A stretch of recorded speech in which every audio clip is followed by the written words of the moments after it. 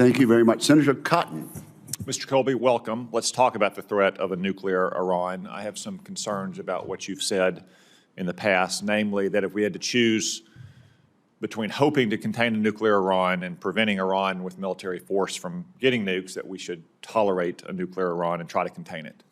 For instance, you've written that, quote, containing a nuclear Iran is eminently plausible and practical objective. You've approvingly cited the view that, quote, the only thing worse than the prospect of an Iran armed with nuclear weapons would be the consequences of using force to try to stop them. That's certainly not my view, but more important, it's not President Trump's policy. He has said for more than a decade that Iran cannot be allowed to get nuclear weapons. He declared in a national security presidential memorandum last month that a nuclear Iran, quote, poses an existential danger to the United States and can never be allowed to acquire or develop nuclear weapons. In your written answers to the committee's advanced questions, you now seem to echo President Trump's policy. You wrote, for example, the United States should deny Iran from gaining a nuclear weapon. So it seems that we all agree that Iran cannot be allowed to get nukes. The question is how to stop them. Let me be clear up front on a couple points. First, I think everyone would welcome a diplomatic deal in which Iran completely turns over its nuclear program, as Libya did in 2003. And second, I don't think anyone here advocates for invading and occupying Iran for a decade to stop its nuclear program. I certainly don't. But here's the question. Diplomacy fails. Iran is racing to a bomb. We have a choice. Tolerate a nuclear Iran and hope to contain it. Use military force to stop Iran from going nuclear. In that case, will you commit to providing the President with credible, realistic military options to stop Iran from going nuclear? I do commit to that, Senator.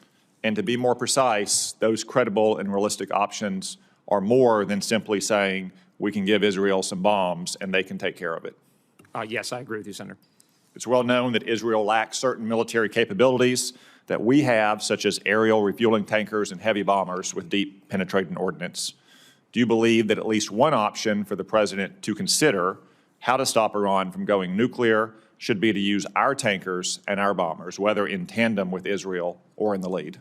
Senator, I wouldn't want to get ahead of the President on specific decisions, but I think those are the kinds of things that should be absolutely part of this, the discussion. And if I were confirmed, those would certainly be the kinds of things that I would raise for the consideration of the Secretary and ultimately the President. Thank you. And to be clear about why this is so important to us, to the United States, not just to Israel or our Arab friends, why President Trump says Iran, a nuclear Iran, is an existential danger to us. You agree that it's an existential danger, not just a severe danger, as you said in response to Senator Gillibrand, or a significant one, as you said in your written answers. Yes, a nuclear armed Iran, especially, Senator, given that they, as we've discussed, that they've looked into, or we know they've worked on ICBM range capabilities and other kinds of capabilities that would pose an existential danger to the United States. So they have a space launch program, which is flimsy cover for an intercontinental missile program that could be used to hit us here in Washington, in Little Rock, or elsewhere in the continental United States. It is an immediate threat to Israel and our Arab friends, but it is a threat in the not-too-distant future, probably in just a couple of years, to the United States. Senator, I don't have access to the intelligence information, but that sounds very consistent to me. And do you agree that providing President Trump with those credible military options is actually one way to increase leverage to have an airtight diplomatic deal? Yes, I do agree. That a lack of military options would make it harder to get a deal? I do. Thank you. I want to turn briefly to Taiwan.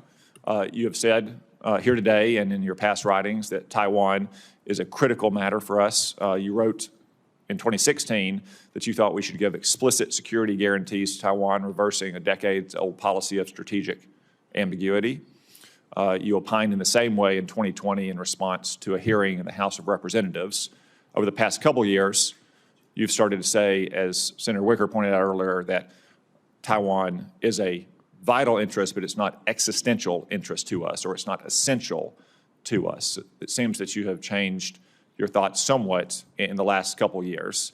That is not, I suspect, because of Taiwan's defense spending, which, though still inadequate, I agree, has been trending upward for 7 straight years. So could you explain to us why in the last few years your views seem to have softened somewhat about the defense of Taiwan? Absolutely, Senator. I've always said that Taiwan is very important to the United States, but as you said, it's not an existential interest. It's very important. The core American interest is in denying China regional hegemony. What's changed, Senator, as we discussed, is the dramatic deterioration of the military balance. So if I could use the Churchill example again, it's different to engage in a futile and overly costly effort that would destroy our military, and I know you've written very eloquently about this danger in your recent book. The other point that I would say, Senator, is that I believe that we actually have implicitly, our relationship and our commitment to Taiwan is largely implicit or indirect or customary. We actually have specified our commitment through things like the designation of Taiwan as the pacing scenario for the department. So my view that the combination of the greater threat from China and the lack of preparedness on our part, I have a different assessment with respect, Senator, about Taiwan's efforts. I think actually as a proportion of GDP, it's well below 3%. I agree with President Trump that they should be more like 10%, or at least something in that ballpark, really focused on their defense. So we need to properly incentivize them. So together, that means that my focus has been, again, with the shooting the flare metaphor I used earlier, Senator, to get Taiwan motivated, to avoid precipitating a conflict that is not necessary with Beijing, and giving us time and space to be able to try to rectify this problem, because that is my goal, Senator. Thank you. Thank you very much. Senator Blumenthal.